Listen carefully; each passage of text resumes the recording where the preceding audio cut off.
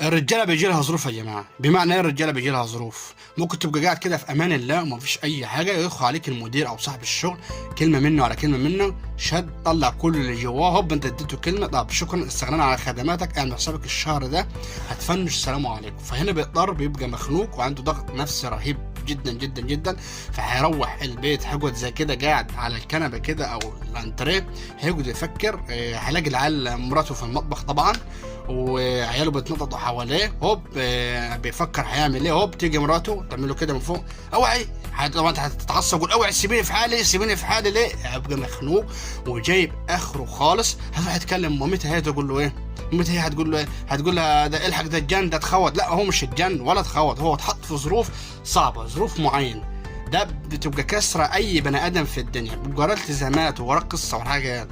فاوعى تفكروا ان الشخص او الراجل قليل معاك، لا هو مش قليل، بس خلاص هو ساعات بيتحط في امور او في اوقات صعبه. طبعا واحده فيكم هتيجي تسالني دلوقتي تقول لي ايه، او ممكن هي كلمه منه كلمه مني تساعده. لا هي تساعد في امور البيت، ولكن الامور الفرعيه دي بالنسبه للشغل والقصص دي امور تبقى صعبه شويه.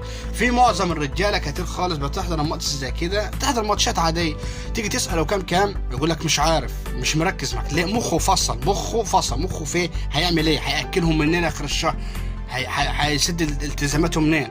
فدي بتبقى صدمه لكل بني ادم، واكيد في ناس كتير منكم عدت عليها المرحله دي. فساعات الرجاله بيجي لها ظروف، مش معناها الرجاله تبقى عايشه امور كلها بالستار وسبهلله، لا بيجي لها ساعات ظروف، والحته دي عدت على ناس كتير خالص، وناس كتير اتضرت فيها، وبتبقى ناس يعني عايز اقول لكم على حاجه، ناس كبيره خالص خالص خالص في الشغل، تبقى ماسكه منصب كبير جوه.